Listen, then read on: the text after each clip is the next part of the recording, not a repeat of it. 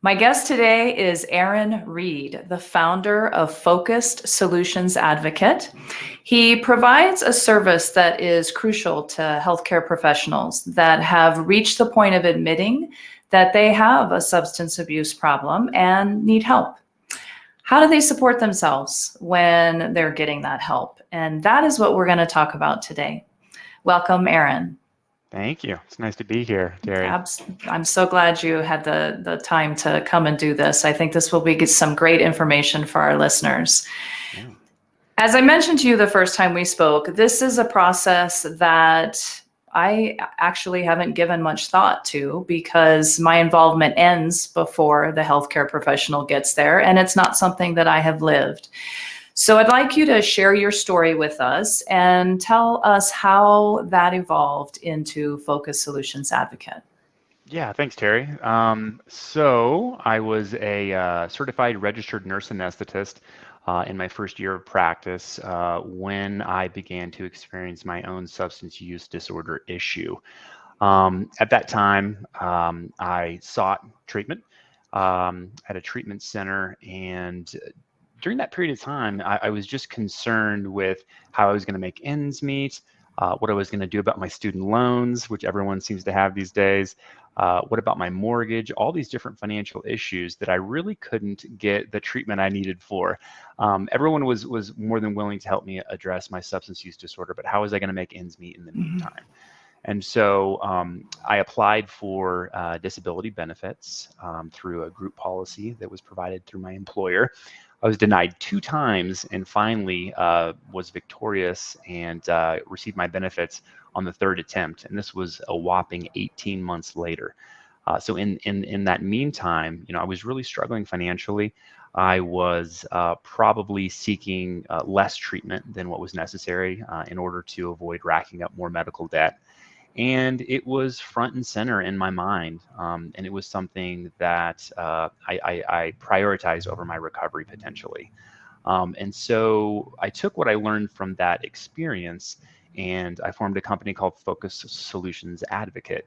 And what we do is we help healthcare providers that are suffering from substance use disorder to apply for and obtain disability benefits in order for them to be better able to focus on their recovery, essentially, and ensuring that they're not going to go back to work, prematurely, and re-enter a situation in an environment where their drugs of abuse potentially are present. And since then, it's been about 10 years now. We've had over 100 clients. Our success rate is around 92%. And we've really, embedded ourselves in a few treatment facilities to offer this service, as well as the American Association of Nurse Anesthesia and several physician health programs that are run by different states. So it's really evolved to be sort of a boutique company where we're able to give that one-on-one attention to our clients and really hold their hands and help guide them through a period of their life that's incredibly uncertain with regard to everything: occupation, license, relationship. So if we can tick the box of creating an income for them while they're focusing on recovery, working the steps, getting a sponsor, doing all those things that are necessary, we feel that we're definitely part of a multidisciplinary team, if you will, that really isn't really considered or addressed traditionally. So we definitely fill a niche. We've been successful, and it's also a very gratifying business to run. Yeah, no, I bet. So first, congratulations on your, I guess, about 10 years of your recovery journey. That's fantastic. Thanks. How long can disability benefits last, and what is the criteria to receive it in general? I'm sure there's a lot to it, but kind of what does that look like? What could somebody expect to get if they're successful in getting that insurance? Yeah. No, absolutely. So really the one caveat is that the individual who's suffering from substance use disorder has to have sought treatment while they were covered by their disability policy. So we have some draconian employers that still fire their pharmacists, their nurses, their physicians on the spot if they're suspected of diversion, or if they come forward with any type of a substance use disorder issue. That's less than half, I would say. The other majority of employers are a lot more sensitive to this issue, a lot more progressive in that they keep the employee on and put them on paid leave essentially while they're receiving treatment at a certified facility. So while the individual is still covered, by their either short-term or long-term disability policy and having sought treatment, that essentially at that point qualifies for disability benefits. And so what we do is we guide them through the application process with the end goal in mind is to receive disability benefits until the point that they return to their regular profession or some other profession. Traditionally with these group and private policies, the cap on a mental health disorder is 24 months. And so Oh, really what our goal is to sort of extend the period of time that the client can be out of work. A lot of them want to return as quickly as possible to really pay those bills, get back on their feet financially. But if we can extend that out for them, a year, 18 months even, if we can extend that time that they're recovering before reentering their practice, that's really what our goal is.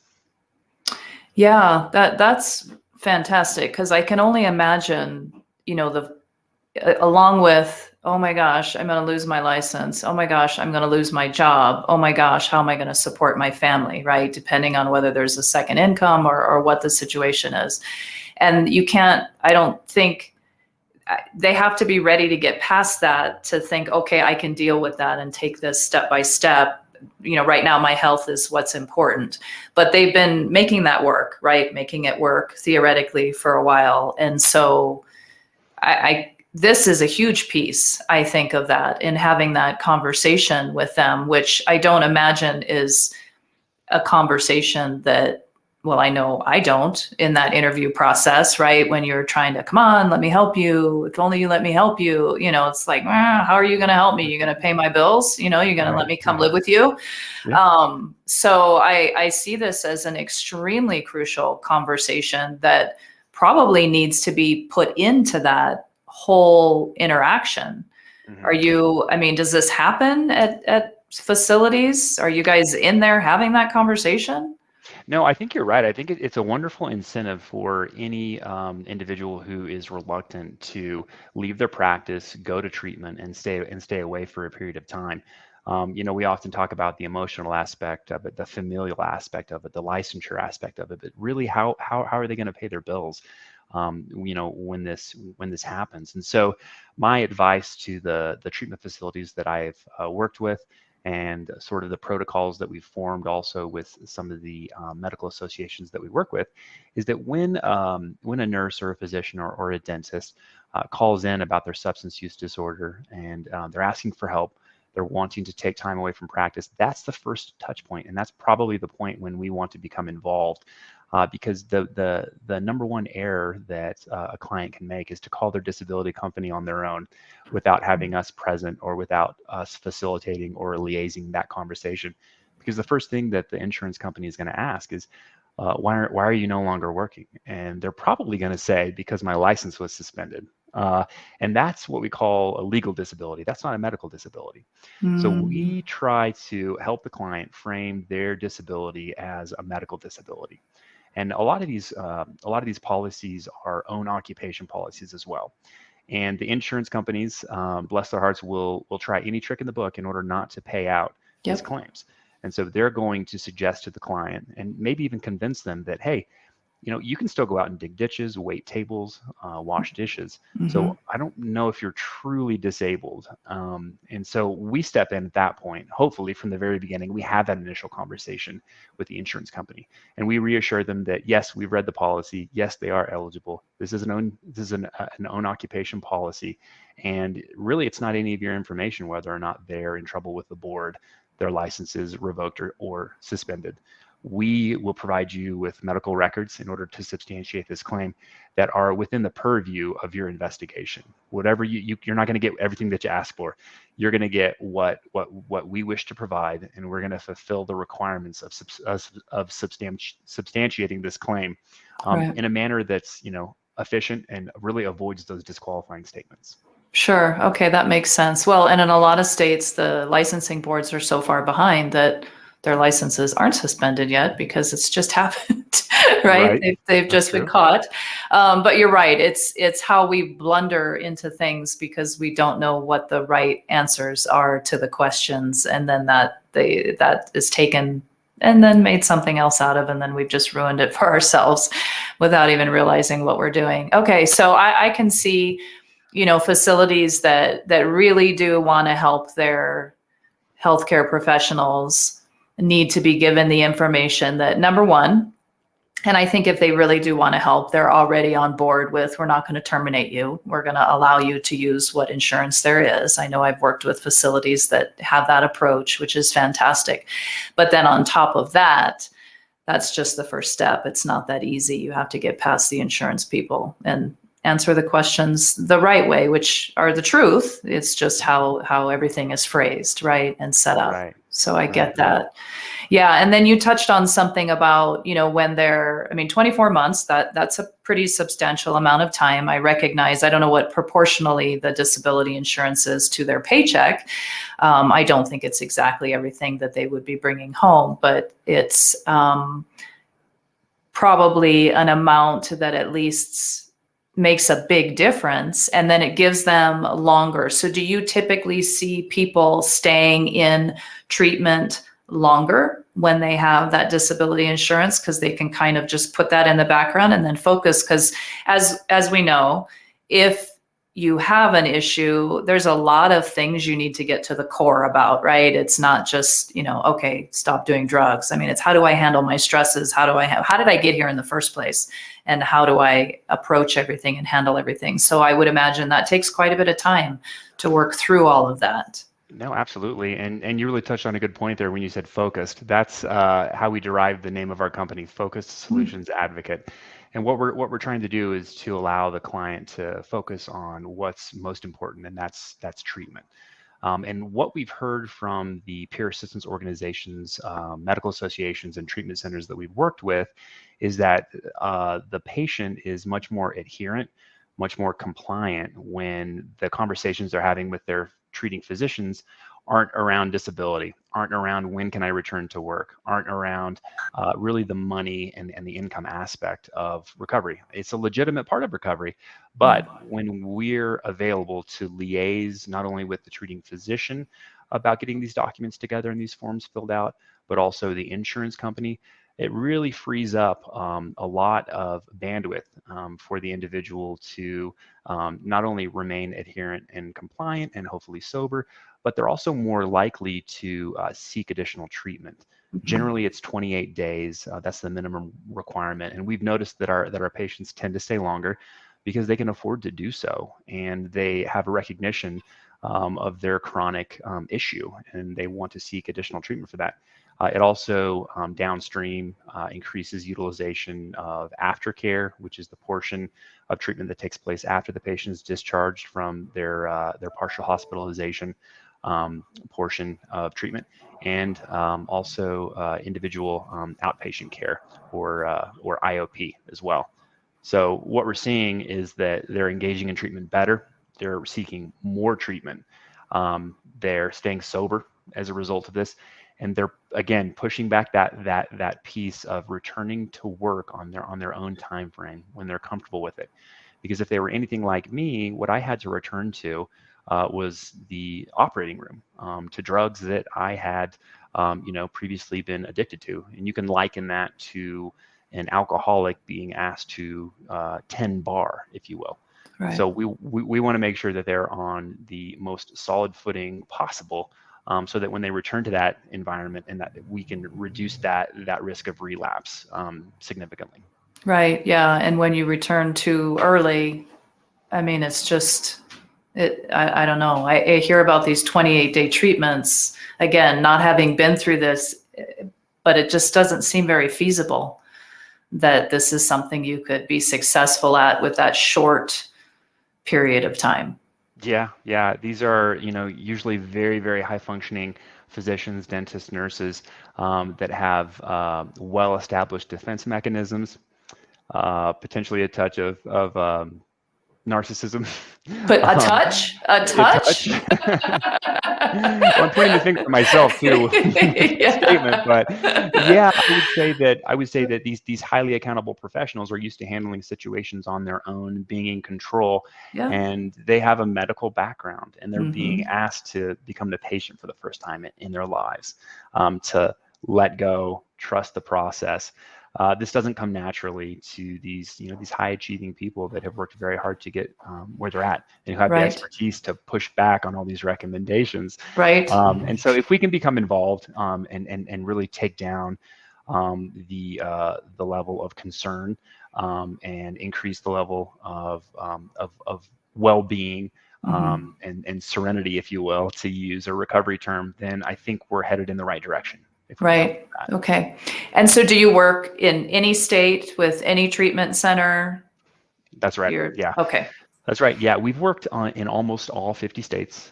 We have worked, like I said, with large medical associations and physician health programs as well.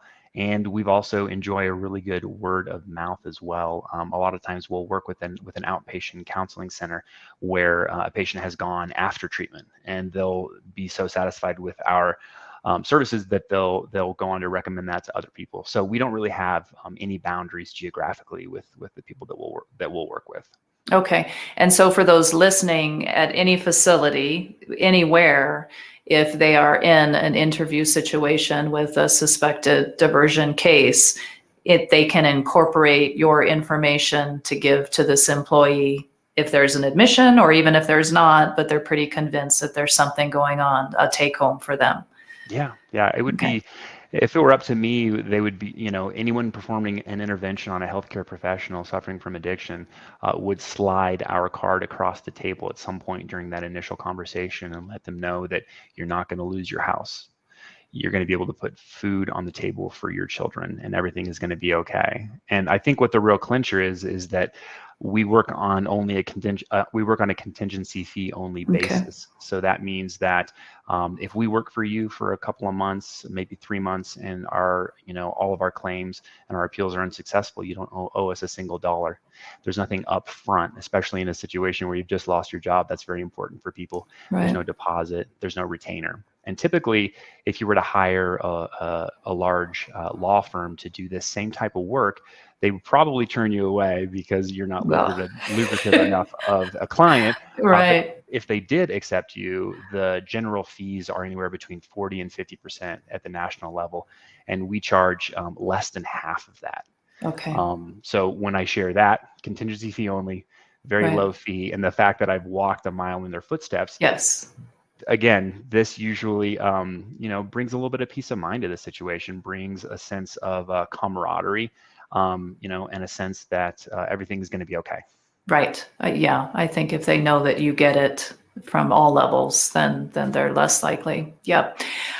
Question for you in terms of reintegration, slightly off topic, but having been in the OR, having been involved with treatment centers and seeing the successful outcomes, or maybe not as successful outcomes, what are your thoughts? I know there's kind of two camps, especially in the OR when it comes to reintegration with a CRNA or anesthesia provider. What are your thoughts on going back into the OR? I used the analogy before of an alcoholic tending bar. It's not impossible, but the recovery has to be real stringent. They have to have spent enough time away from the operating room that those cues will still be present, but the knee-jerk reaction isn't there. And this is a pretty high risk population to work with. It, returning back to the operating room means that they're going to be handling their drugs, their previous drug of choice, day in, day out, all throughout their shift, 24/7. They're going to be in situations where they're going to be alone with those drugs, and they're also going to, know all of the tactics to divert, to hide Right. their use. And so what I've seen work most successfully is that the individual stays out of work at least 18 months. That's going to cure a lot of the anatomical issues. That's going to deal with some of those trigger and response mechanisms, the post-acute withdrawal syndrome. But once they return to work, they need to be monitored as closely as possible. And there aren't a lot of employers that really look forward to accommodating their employees in this way when they can just go to the next applicant. Right. So there are some anesthesia there are some anesthesia companies that are more understanding when it comes to this, and some facilities that are more understanding as well. But once they've gotten through that credentialing process and are allowed to work within the hospital, as I said before, it's going to take a lot of monitoring. They're going to be monitored from the board as far as random urinalysis are concerned, and check-ins on that level. But there also should be a monitor at the facility, someone who is completely aware of the situation, who's had it explained to them what this new employee is going through, so that they can sort of shadow them. They can mentor them back into the field, and they can keep an eye on them really pretty closely for at least the first 3 to 6 months. But people do return successfully. Some people don't, but some people do. So it certainly is possible. For a lot of these people, they become so highly specialized and so highly trained that they think that there is not other work that they can do. Now, I personally did not return to anesthesia. I felt that the risk reward really wasn't there for me, and I pivoted and used my medical background to begin working for within industry for a pharmaceutical company. So that's another thing that I tell my clients. A lot of these people say, you know what? I don't think I can go back to work. I really don't trust myself around these drugs and this environment any longer.